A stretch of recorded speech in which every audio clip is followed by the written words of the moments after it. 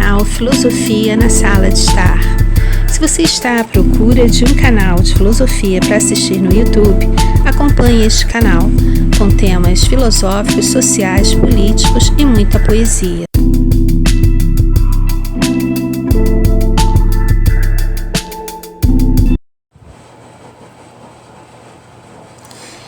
Bem, hoje vamos falar sobre Parmênides e os filósofos eleatas. O que tornava esses filósofos pré-socráticos distintos dos demais? Bem, todos os filósofos pré-socráticos apresentavam uma compreensão de mundo através da razão humana, mas Zenão de Eleia, Parmênides, e citando aqui também o filósofo Heráclito, se distinguiam de outros filósofos pré-socráticos porque começaram a pensar o mundo utilizando elementos mais complexos, como o espaço e o tempo. Os filósofos pré-socráticos desenvolveram uma compreensão de mundo sob uma proposta voltada para o cosmos, universo, e a physis, natureza. Os filósofos naturalistas pré-socráticos. O que os filósofos Zenão, Parmênides e Heráclito propuseram foi uma compreensão de mundo além da physis, ou seja, além da natureza, a metaphysis, que é a metafísica. Por isso, eles são os filósofos metafísicos pré-socráticos. Zenão de Eleia, ele foi discípulo de Parmênides, e para ele, analisar o mundo com os sentidos e com a razão trazia resultados diferentes. Logo, os sentidos são enganadores, e desta forma, a realidade só pode ser explicada pela razão e pela lógica. Portanto, não depende dos sentidos. A via da doxa, que é o mundo dos sentidos. Para o filósofo Parmênides, tudo que apreendemos com os sentidos é falso. Para Parmênides, tudo que se diz e pensa abarca o ser. O que se diz e o que pensa não existem no mundo, mas mesmo assim são. Então, desta forma, tudo é. Sendo assim, o ser é por abarcar todas as coisas, pois tudo está no ser, e nada há além do ser, no espaço ou no tempo. Se o ser é único, este também é indivisível, imutável e imóvel. Para os eleatas, tudo é um. Mas, por outro lado, observamos uma realidade que se movimenta, ou seja, não é imóvel, que se transforma, ou seja, não é imutável, que tem partições, ou seja, não é indivisível, que é uma realidade múltipla. Para os eleatas, o mundo dos sentidos, o mundo sensível, é falso, é uma ilusão. O mundo dos sentidos vem a ser o quê? É a doxa, palavra grega que significa crença comum, opinião popular.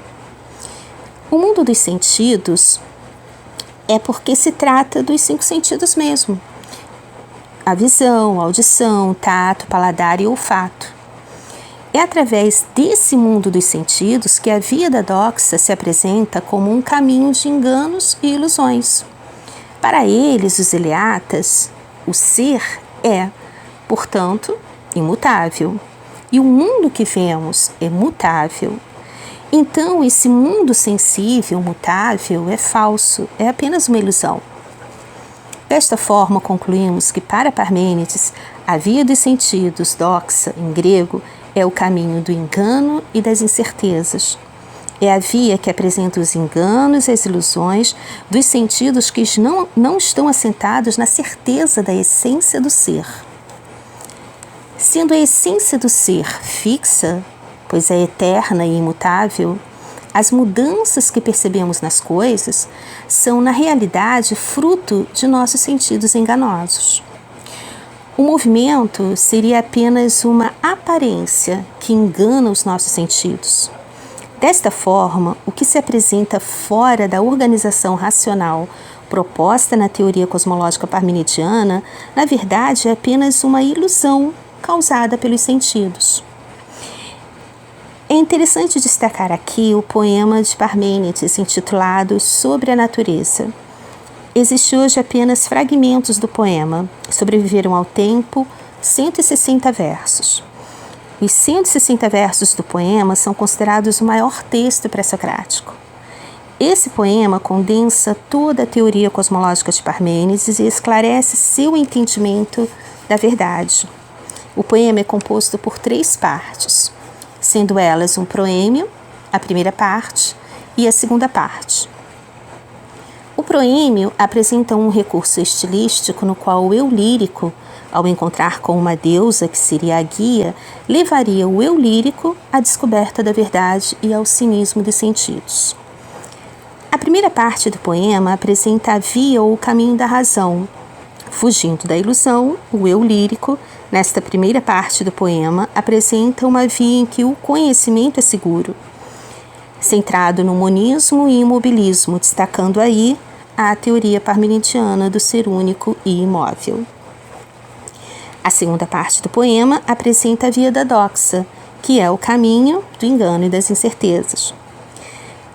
É que sua teoria cosmológica não tinha como base Marqué, como os outros filósofos pré-socráticos.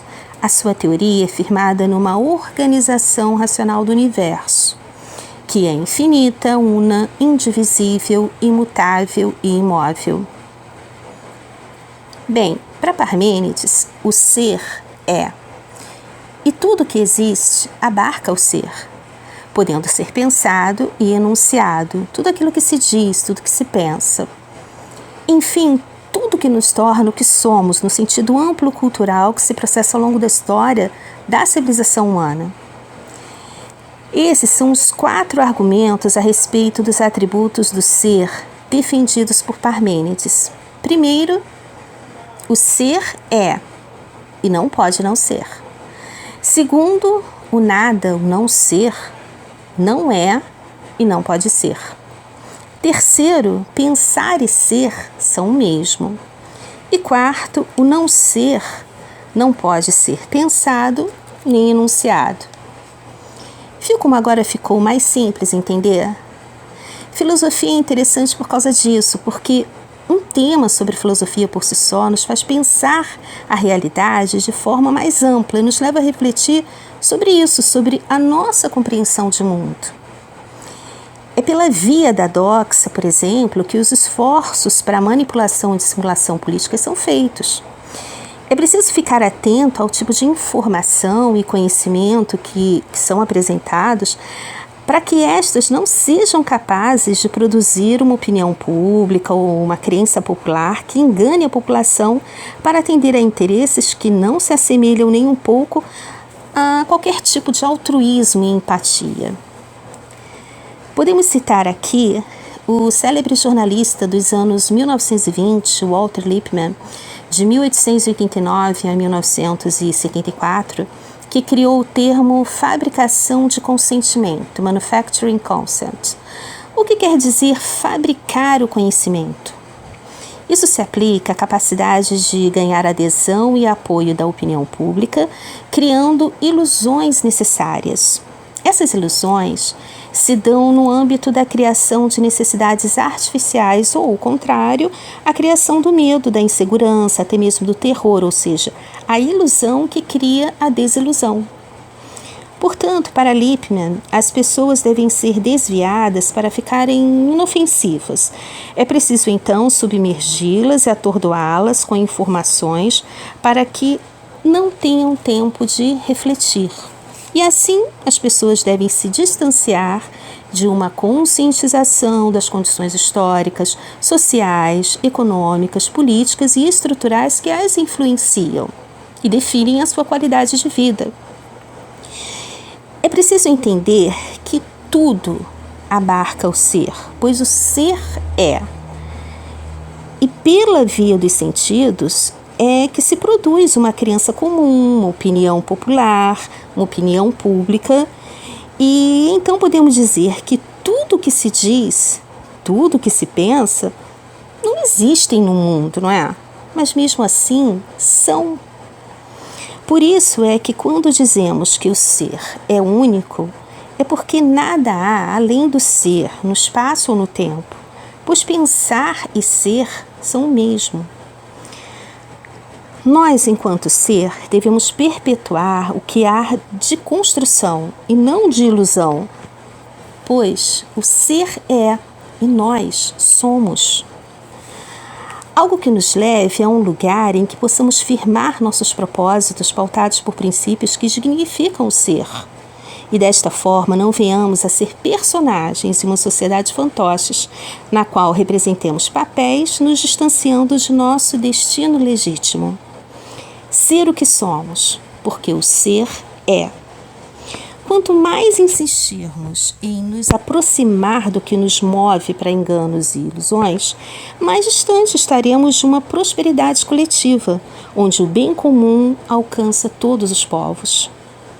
Seguindo essa direção, estaremos a serviço de uma realidade mutável que estaria condicionada à elaboração de uma crença comum, pronta a atender a uma desconstrução da legitimidade da essência do ser.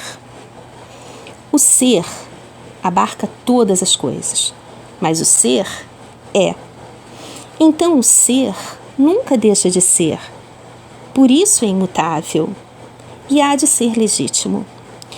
O mundo que vemos é mutável. A mutabilidade das coisas, o movimento, as transformações deste mundo são passíveis de enganos. A jornada da civilização é uma só, assim como o ser é único. Tudo é um. Ainda que o ser seja único e digamos que tudo é um, partilhamos de uma realidade múltipla, onde o movimento seria apenas uma aparência guiada pela ilusão. Esta, por sua vez, constantemente apta a provocar uma ruptura no tempo e no espaço, utilizando-se da via da doxa, onde não estão assentados a certeza da essência do ser. E é justamente aí, no espaço e no tempo, situado e localizado nesta complexidade da condição existencial humana, que se produz uma realidade na qual já estamos inseridos. A compreensão de mundo resulta de uma compreensão do que somos e do que podemos ser, no sentido de construção pelo bem, no sentido de legitimar a essência do ser, pois o ser é e nós somos. Espero que este tema tenha propiciado uma reflexão, nomeada por isso, pelo saber filosófico, pois este é o objetivo do canal, tá? E se você gosta de filosofia, obrigada por assistir o canal. E se você gostou, se inscreva no canal e não se esqueça de ativar a notificação para ser informado dos novos vídeos que forem publicados, tá? Até lá! Tchau!